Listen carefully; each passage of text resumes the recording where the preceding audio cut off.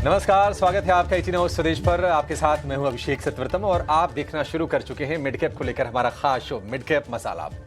कल की भारी गिरावट ब्लड बाथ के बाद बाजार में आज लौटी ये खरीदारी और अच्छी खरीदारी हो रही है।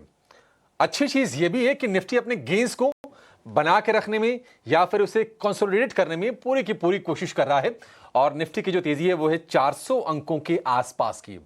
यानी कि कल जो गिरावट हुई उस गिरावट की आधे से ज्यादा भरपाई बाजार ने आज के सत्र में कर ली है। निफ्टी बैंक करीब करीब 700 अंक ऊपर है और आज एडवांस डिक्लाइन रेशियो है बेहद ही शानदार।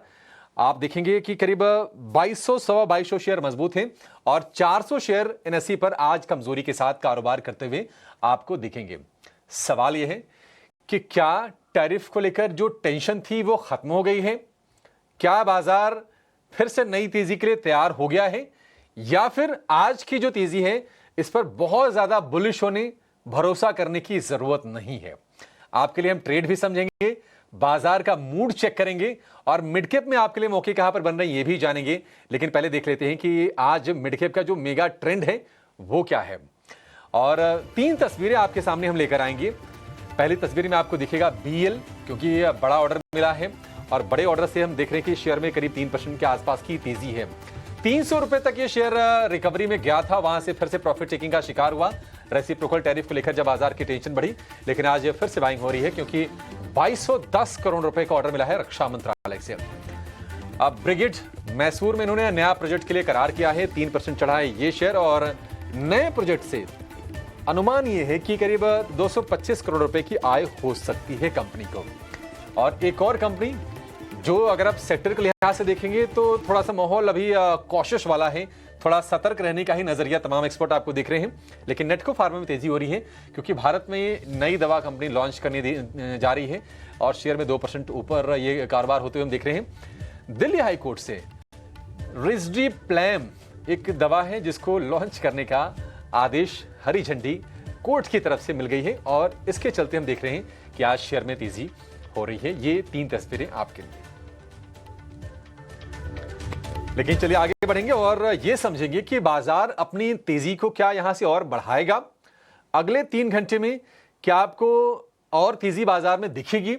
अगर आप अब जुड़े हैं बाजार में 12 बजे के बाद तो क्या आपको एक और 100-200 अंकों की तेजी के लिए निफ्टी में ट्रेड लेना चाहिए या नहीं लेना चाहिए? क्या करना है ये समझते हैं। अपने एक्सपर्ट को जोड़ते हैं, हमारे साथ जुड़ गए हैं देश के जाने माने टेक्निकल और डेरिवेटिव एक्सपर्ट मानसजायसवाल.com के मानस जायसवाल।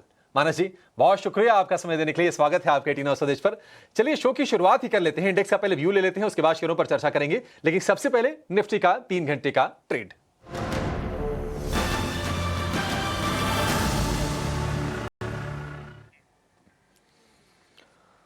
मानस जी, आज बढ़िया रिकवरी। कल के अगर हम लोअर लेवल से अगर 400 पॉइंट को जोड़ दें और आज 400 पॉइंट को 800 पॉइंट, मतलब एक सॉलिड रिकवरी हम कहेंगे। कल के शुरुआती जो एक तनाव का माहौल था, हमने देखा कि 21,700 के आसपास तक निफ्टी फिसल गया था। मानस जी, अब इंट्राडे में भी हम देख रहे हैं कि शुरुआत में ऐसा लगा कि नहीं शायद गेंस गंवा देगा बाजार, लेकिन रिकवरी अच्छी की है बाजार ने फिर से। यहां से भी आपको लगता है कि नई तेजी करनी चाहिए निफ्टी में, या फिर जिन्होंने तेजी की है कल के लोअर लेवल पर या फिर आज बाजार खुलते ही वो अपने ट्रेड्स को बस संभाल के रखें? नमस्कार अभिषेक जी। तो देखिए, मेरे हिसाब से तो मार्केट को अवॉइड करें 1 से 2 दिन तो ज्यादा अच्छा है, क्योंकि इतनी ज्यादा वोलेटिलिटी में आपके स्टॉप लॉस ट्रिगर होने के चांसेस काफी बढ़ जाते हैं। आज अगर आप मॉर्निंग देखें तो मॉर्निंग में प्रॉफिट बुकिंग देखने को मिली थी, लेकिन लोअर लेवल पे 22,300 पे सपोर्ट लेके रिकवरी में वापस जो आज का हाई था निफ्टी ने उसको ब्रीच किया है। तो टेक्निकली देखें तो आप उम्मीद कर सकते हैं जो गैप बना हुआ था उसको फिल करने की कोशिश कर सकता है निफ्टी। तो 22,850 या 22,900 तक के टारगेट आपको देखने को मिल सकते हैं। तो अगर आप थोड़ा रिस्क लेना चाहते हैं तो एक ट्रेड ले सकते हैं, लेकिन ध्यान रखिए रिस्की ट्रेड होगा। तो 22,490 22,490 के स्टॉप लॉस से एक ट्रेड लिया जा सकता है, जहां अपने टारगेट आप 22,900 के सेट कर सकते हैं। ये प्योर इंट्राडे ट्रेड होगा, क्योंकि मेरे हिसाब से कैरी फॉरवर्ड नहीं करना चाहिए ट्रेड को। अगर आप लॉन्ग पोजीशन बनाइए तो ऊपर के लेवल पे जब आपको एक डिसेंट प्रॉफिट मिले तो वहां पर प्रॉफिट बुक कर ले और स्टिक स्टॉप लॉस के साथ काम करिएगा। होल्ड मत करिएगा। 22,490 के नीचे अगर निफ्टी जाए तो आपको डेफिनेटली लॉन्ग पोजीशन से निकलना चाहिए।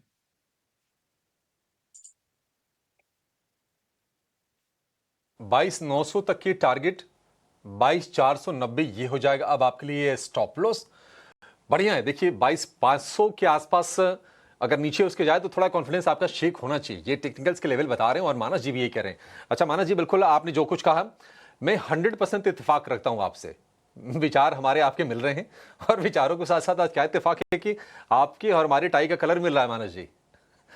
तो इंडेक्स पर आपके लिए व्यू हो गया, लेकिन बाजार को ऊपरी स्तर पर टिकने में मुश्किल क्यों होगी?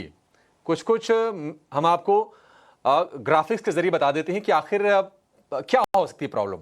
एक तो ये कि देखिए ट्रंप ने क्या टैरिफ वॉर को लेकर क्या कोई ऐसे संकेत दिए कि उनका रुख नरम पड़ेगा, वो झुकेंगे? नहीं, ट्रंप की तरफ से ऐसे कोई संकेत नहीं आया। क्या चीन की तरफ से कोई ऐसे स्टेटमेंट, कोई कदम ऐसे आया कि जहां लगेगा कि अच्छा चीन पीछे हट जाएगा? नहीं। तो दोनों के दोनों नेशन जो कि मेजर एक्सपोर्टिंग नेशंस भी हैं, दुनिया की दो सबसे बड़ी इकोनॉमी हैं, आमने सामने खड़े हैं। तो ये एक चीज है। चीन ने 34% लगाया और ट्रंप ने कहा कि हम अगर आप नहीं हटाते तो हम 50% लगाएंगे, और वो मोहलत आज की है। तो देखना होगा कि आज रात को क्या कुछ आता है ट्रंप की तरफ से। दूसरी चीज ये है कि ट्रंप टैरिफ से क्या नुकसान होगा यूएस इकोनॉमी को, इसको मानने को लेकर तैयार नहीं है। वहां की बड़ी बड़ी कंपनीज के सीईओ, जेपी मॉर्गन के सीईओ जेमी डिमॉन का बयान आया था, उन्होंने कहा कि नहीं इससे थोड़ी सी टेंशन तो है, मंदी का भी रिस्क है, और भी लोगों के स्टेटमेंट आ रहे हैं, ट्रंप समझने को तैयार नहीं है। एक और चीज के जेरोम पावेल ने कहा है कि टैरिफ से महंगाई बढ़ने और ग्रोथ के सुस्त होने का रिस्क है। हालांकि ट्रंप ने यह कहा उनको कि नहीं आप पॉलिटिक्स में मत फंसिए, आप रेट काटिए, लेकिन ये ट्रिकी होगा ये रेट काटना।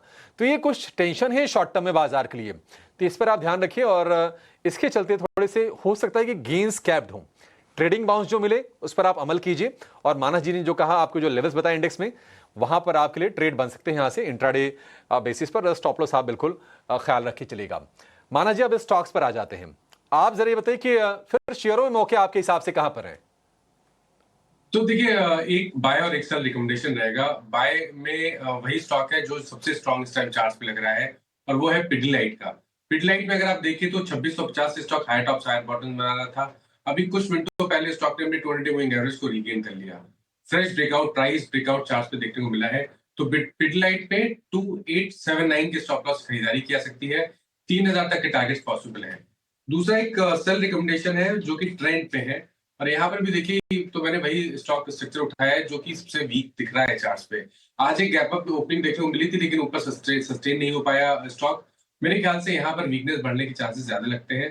तो 4826 के स्टॉप लॉस से ट्रेंड में बिकवाली करने का ट्रेड लिया जा सकता है, जहां आप अपने टारगेट 45 मिनट के आसपास के रख सकते हैं।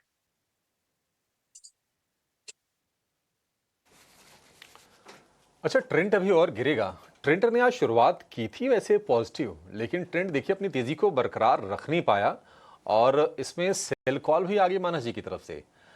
4500 के टारगेट 4826। Q4 के जो अपडेट आए थे ट्रेंड के, वो थोड़े से नेगेटिव साइड पर थे, और जो रिकवरी पहले अटेम्प्ट हुई थी इस लेवल तक गिरने के बाद फिर से शेयर ये कॉर्नर होता हुआ दिख रहा है, और 4500 रुपए के टारगेट ट्रेंड के लिए 8000 रुपए तक था ये। एक और चीज है कि गिरावट के बावजूद भी जो ट्रेंड के वैल्यूएशन थे बहुत सस्ते हुए नहीं थे। तो इस चीज को लेकर जो एक्सपर्ट थे वो भी सवाल उठा रहे थे कि नहीं ये गिरा जरूर है, लेकिन ऐसा नहीं कि आप इसको लपक लें, उस अंदाज से इसको अप्रोच करें। तो ट्रेंड में बिकवाली की सलाह, पिडिलाइट में खरीदारी की सलाह है मानस जी की तरफ से। कंजम्पशन वाले एक और शेयर की बात करते हैं। ये देखिए पिडिलाइट, ट्रेंड, ये दोनों कंजम्पशन वाले शेयर ही हैं, लेकिन एक और शेयर जो आज निफ्टी का सबसे ज्यादा चढ़ने वाला दूसरे नंबर का शेयर है, वह है टाइटन। टाइटन करीब 4.5% ऊपर है। तो टाइटन क्यों चमक रहा है? कल हमने देखा कि across the board Tata group के शेयरों में बिकवाली हुई थी। Titan, Trent, Tata motor, Tata steel, TCS, कोई भी शेयर चढ़ा नहीं था। टाइटन में रिकवरी आज अच्छी आ रही है। इस रिकवरी को जरा समझते हैं। हमारी सहयोगी स्नेही हमारे साथ जुड़ गई हैं। स्नेही बताइए, टाइटन क्यों चमक रहा है आज, क्या ट्रिगर्स इसके लिए हैं? जी हाँ, अगर टाइटन के क्वार्टर 4 नंबर्स के बारे में बात करें, उन्होंने जो अपडेट दिया है कंपनी ने वो बहुत ही अच्छा आया है। स्टैंड अलोन बेसिस पर क्वार्टर 4 में कंपनी का ग्रोथ भी 25% रहा है, और FY25 overall stand alone growth के बारे में बात करें तो 21% का ग्रोथ वहाँ पर भी हुआ है। 55 स्टोर एडिशन हुआ है क्वार्टर 4 में, 55 स्टोर्स ऐड किए गए हैं। इसके दम पर उनका टोटल स्टोर काउंट अब 2989 है। अब सेगमेंट वाइज बात करते हैं टाइटन के Q4 अपडेट की। ज्वेलरी सेगमेंट के बारे में बात करें तो 25% का ओवरऑल ग्रोथ देखने को मिला है। गोल्ड ज्वेलरी और कॉइन्स दोनों की डिमांड और सेल्स बड़ी अच्छी देखने को मिली है ये टाइम। जो कि गोल्ड प्राइसेस एलिवेटेड रहा है, उसके दम पर थोड़ा कंज्यूमर डिमांड हमें स्लगिश देखने को मिला है लोअर प्राइस पॉइंट्स पर। बट अगर हम हायर प्राइस पॉइंट्स के बारे में बात करें तो वहाँ पर बहुत ही healthy double digit value growth देखने को मिला है, तो वो बहुत एक अच्छी बात है। टिकट साइज़ की अगर हम बात करें हायर सेगमेंट्स में तो वो ज्वेलरी के लिए काफ़ी अच्छा है। स्टडीड ज्वेलरी में low double digit value growth register किया है। सॉलिटेड डायमंड्स जो लास्ट क्वार्टर में बिल्कुल भी अच्छा नहीं कर रहे थे, ये टाइम एक टर्न अराउंड स्टोरी वहाँ पर भी देखने को मिली है और वैल्यू के टर्म्स पर सेल्स भी यहाँ पर काफ़ी स्ट्रॉन्ग रहे हैं। Overall like to like sales 15% तक ग्रो हुए हैं। तनिष्क ने भी शारजा, अटलांटा और सियाटल में 3 नए स्टोर खोले हैं, तो ज्वेलरी सेगमेंट ने काफ़ी अच्छा किया है। वॉचेस के बारे में बात करेंगे तो 22% का ओवरऑल ग्रोथ रहा है। टाइटन, फास्ट ट्रैक, सोनाटा ने 18% का ग्रोथ रजिस्टर किया है और हीलियोस, टाइटन वर्ल्ड और फास्ट ट्रैक ने भी हेल्दी डबल डिजिट ग्रोथ देखा है। आई केयर के बारे में बात करेंगे तो ओवरऑल ग्रोथ 19% का रहा है ये टाइम। टाइटन आई प्लस ने बहुत ही healthy double digit growth drive देखा है इंटरनेशनल ब्रांड्स के दम पर और ई कॉमर्स ने भी इस सेगमेंट के लिए काफ़ी मदद की है। इमर्जिंग बिजनेस के बारे में बात करेंगे तो ओवरऑल 7% का ग्रोथ हमें देखने मिला है।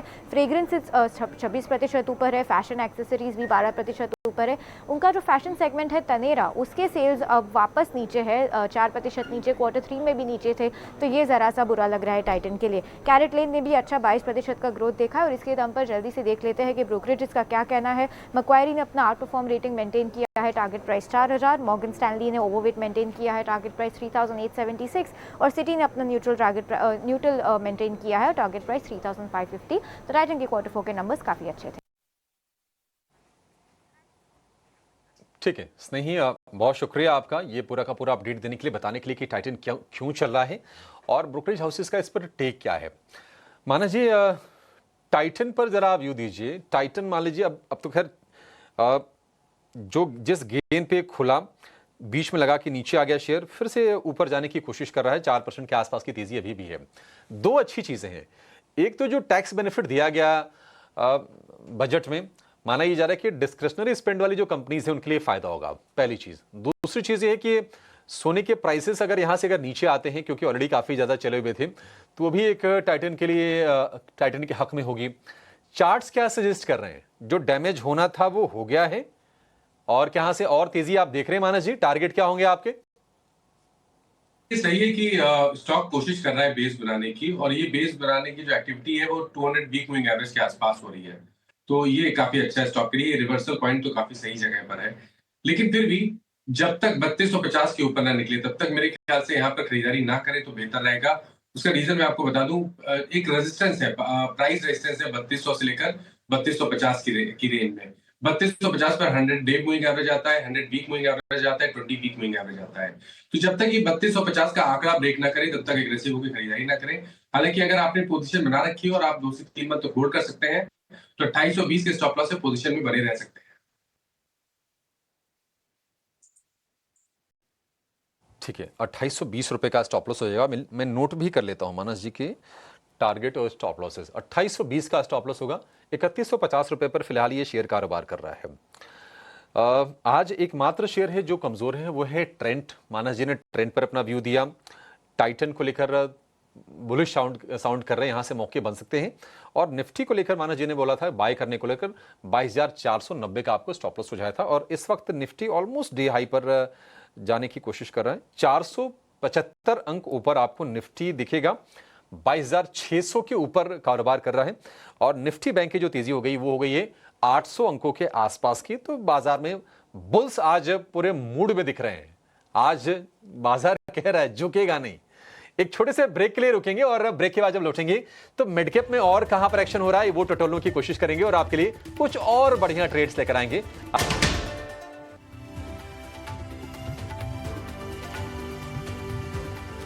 तो बाजार में आज अच्छी रिकवरी का सत्र चल रहा है और मिड कैप में भी आज रौनक है। मिड कैप स्मॉल कैप में भी हमने देखा था कि कल लोअर लेवल से 4 से 6% की रिकवरी कल इंट्राडे में ही आ गई थी। आज वो रिकवरी और बढ़ रही है। आप निफ्टी का मिड कैप इंडेक्स देखिए और निफ्टी का स्मॉल कैप इंडेक्स देखिए, दोनों में लोअर लेवल से बहुत ही शानदार रिकवरी फिलहाल के सत्र में देखने को मिल रही है। आप ये देखिए किस तरह से नीचे आया, 48,800 तक आया और उसके बाद हम फिर से ऊपर बढ़ते हुए देख रहे हैं। सिमिलर चार्ट आपको निफ्टी मिड कैप का और निफ्टी स्मॉल कैप 100 का भी दिखेगा। कुछ तेजी वाले शेयरों के बारे में जरा चर्चा कर लेते हैं। आज जो तेजी में जो शेयर हैं जो खूब पिटे थे, रिकवरी तेज आ रही है। देखिए मिड कैप में क्या होता है ना कि हाई बीटा स्टॉक्स होते हैं, थोड़े से हल्के होते हैं, हल्के से हिलाओ शेक तेजी से करते हैं। कोरोमंडल ऊपर है, पीवी फिनटेक में आज तेजी है, हडको एक और सरकारी कंपनी वहां पर तेजी है। जो एक्सचेंज वाली कंपनीज हैं, बीएससी लिमिटेड, वहां पर आज अच्छी बाइंग हो रही है। इसके अलावा जो कंपनीज ईएमएस वाली कैटेगरी की हैं, यानी कि इलेक्ट्रॉनिक मैन्युफैक्चरिंग सर्विसेज वाली, वहां पर बाइंग हो रही है। केन्सटेक, अंबर एंटरप्राइजेज, ये शेयर आपको चलते हुए दिखेंगे। गॉडफ्रे फिलिप्स, इप्का लैब्स, ये कुछ तेजी वाले शेयर आज के सत्र में हैं। वो एक जगह सारे के सारे डेटा दिखा दीजिए, ग्राफिक्स सारे बने हुए हैं, लोगों को अंदाजा लग जाएगा कि अच्छा ओवरऑल तेजी आज कहां पर हो रही है। अगर गिरने वाले शेयरों की बात करें तो डिलीवरी, कैस्ट्रॉल, डिलीवरी कल देखिए बाइंग आई थी, ईकॉम एक्सप्रेस को खरीदा था और बढ़िया अच्छी डील थी उस स्पेस में, उसके चलते शेयर चला। लेकिन आज पूरी की पूरी तेजी हवा थोड़ी सी ताज्जुब करने वाली चीज जरूर है। कैस्ट्रॉल में कमजोरी है, 361 कमजोर है। वोडाफोन आइडिया में आज फिर से कमजोरी है। देखिए वोडाफोन आइडिया में जब ये आया था ना कि सरकार अपनी बकाये को इक्विटी में तब्दील कर रही है, तो थोड़ी बाइंग आई थी लोअर लेवल से। हालांकि तब भी हमने सवाल उठाया था 18 स्वदेश पर कि ये कितनी टिकेगी, क्या ये एग्जिट का मौका है, और आज वही दिख रहा है कि अच्छा वो सारी चीजें खत्म, भाव में गायब। एस्ट्रल, पीएनसी इंफ्रा, कुछ और कमजोरी वाले आज के सत्र में शेयर दिख रहे हैं। एक शेयर पर जरा व्यू चाहिए आपसे मानस जी, और वो शेयर है अंबर एंटरप्राइजेस का। आज अक्रॉस द बोर्ड ईएमएस शेयरों में बाइंग है। दिक्कत यह है ना कि अच्छा ये बाइंग जो आ रही है टिक नहीं पा रही है। कम से कम जो सबसे बड़ी कंपनी है डिक्सन, उसमें हमने ये ट्रेंड देखा पिछले 1-1.5 महीने का। अंबर एंटरप्राइजेस में आप बताइए जो आज तेजी हम देख रहे हैं 5% के आसपास का, क्या ये टिकाऊ है और आप टारगेट्स क्या देख रहे हैं इसमें? देखिए थोड़ा जल्दी है ये कहना कि यहाँ पर ट्रेंड बुलिश हुआ है। ये सही है कि स्टॉक ने सपोर्ट तो काफी सही जगह लिया है। कल ही स्टॉक ने 20-day मूविंग एवरेज को टेस्ट किया, वहां पर बाइंग इंटरेस्ट देखने को मिला। लेकिन ये भी ध्यान रखना है कि 6600, 6700 इस रेंज में मल्टीपल रेजिस्टेंस है, जहां पर 20-day और ट्रेंडिंग मूविंग एवरेज आते हैं। तो एग्रेसिव होगी खरीदारी 6700 के ऊपर करेंगे। अगर आपने लॉन्ग पोजीशन बना ली है तो आप 60 to 90 का स्टॉप लॉस जरूर लगा लें।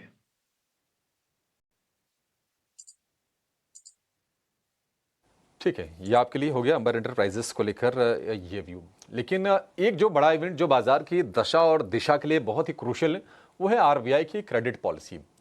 एमपीसी की बैठक आज दूसरा दिन है, कल तीसरा दिन है, और उसके बाद 10 बजे आरबीआई गवर्नर अपनी पॉलिसी पेश करेंगे। और जो ग्लोबल इवेंट्स चल रहे हैं, ट्रेड वॉर को लेकर भी अपनी कमेंट्री वो जरूर देंगे। इन्फ्लेशन पर, ग्रोथ पर जरूर बातचीत करेंगे, बहुत क्रूशियल होगा। आप ईटी नाउ स्वदेश पर जुड़िएगा, पॉलिसी से पहले भी एनालिसिस करेंगे बहुत ही बारीकी से, विस्तार से, और उसके बाद भी करेंगे। लेकिन कल की पॉलिसी में आरबीआई क्या दरों में कटौती करेगा, ये जरा समझ लेते हैं। एक्सपर्ट पोल हमने करवाया है और इस पोल के नतीजे लेकर हमारे सहयोगी गौरव जवलकर जुड़ गए हैं। गौरव, देखिए कंसेंसस बिल्ड हो रहा है कि नहीं, 4.5% तो आ रहा है, और हमने बातचीत भी की। आज सुबह देवेरा मेहरा हमारे साथ थी, उन्होंने कहा कि हाँ ये तो प्राइस्ड इन है, ये तो भाव में शामिल है। पोल में क्या क्या आपने सवाल पूछे और उसके क्या नतीजा, एक बार जरा बता दीजिए आप।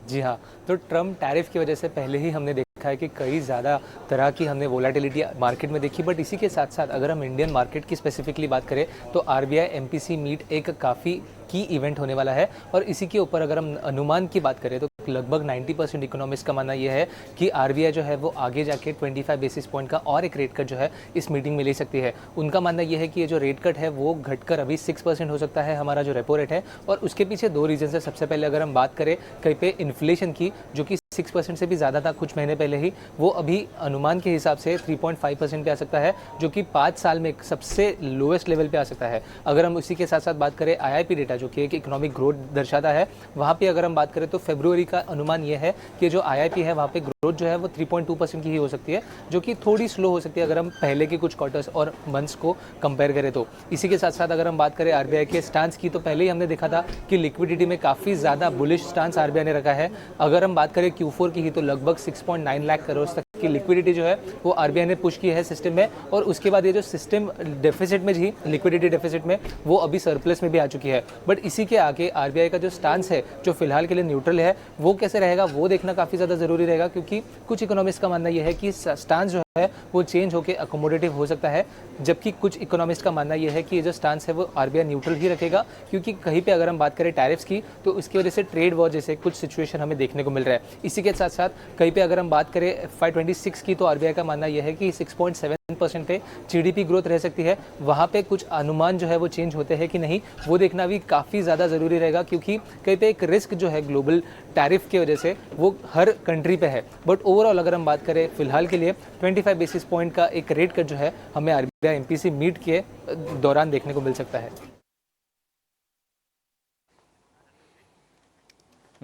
ठीक है, 90% लोग मान के चल रहे हैं, मतलब अब इतने ज़्यादा लोग मान रहे हैं तो उनका अनुमान गलत नहीं होगा। आप भी मान लीजिए कि नहीं, रेट कट कल आ रहा है। अब होता क्या है कि अगर एंटिसिपेशन इस तरह का है तो ये ना मार्केट का ना डिस्काउंटिंग मशीन है, ये चीज़ें ना प्राइस में आती जाती हैं। ऐसा नहीं कल आएगा तो बहुत उसका इम्पैक्ट दिख जाएगा। एक्चुअल जो आरबीआई कहता रहा है कि ना ट्रांसमिशन होना चाहिए, और इसके लिए ही लिक्विडिटी को बढ़ाने के लिए कई बार ओएमओ आरबीआई कर रहा है, लिक्विडिटी डालने के मेजर्स कर रहा है कई सारे, ताकि सिस्टम पर्याप्त लिक्विडिटी हो, बैंक लोन बांटे, क्रेडिट की समस्या ना आए, सस्ती दरों पर लोन मिल जाए। पूरी इकोनॉमी के लिए एक चीज़ सही हो जाती है ये एक कदम से। तो निश्चित तौर पर बैंकिंग, फाइनेंशियल, एनबीएफसीज, इंश्योरेंस, इसके अलावा कुछ ऑटो, रियल एस्टेट, ये जो रेट सेंसिटिव स्टॉक्स है ना, कल ये फोकस में रहने वाले हैं, इन पर आप नजर रखिए चलिएगा। लेकिन चलिए एक ऑप्शंस का ट्रेड समझ लेते हैं हमारे खास सेगमेंट ऑप्शंस के चैंपियन में।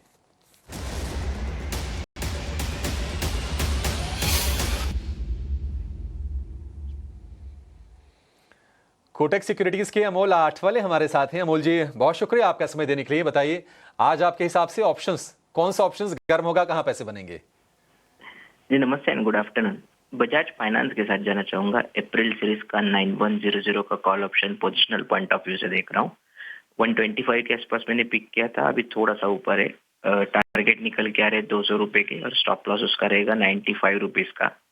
मैक्स प्रॉफिट उसमें हो सकता है 9375 का, और मैक्स लॉस उसमें हो सकता है 3750 का। ओवरऑल भी अगर हम देखेंगे तो बजाज फाइनेंस में एक जो अप ट्रेंड बना हुआ था वो कंटिन्यू रखा है। आज भी even 20 days simple moving average के ऊपर स्टॉक ट्रेड हो रहा है, बुलिश कैंडल है। मुझे लगता है ओवरऑल फॉर्मेशन पॉजिटिव साइड पे वही कंटिन्यू रहने के चांसेस चार्ट पे दिख के आ रहे हैं। बट जैसे कि मार्केट काफी वोलेटाइल है, इस स्टॉक में स्टॉप लॉस स्ट्रिक्टली फॉलो करें।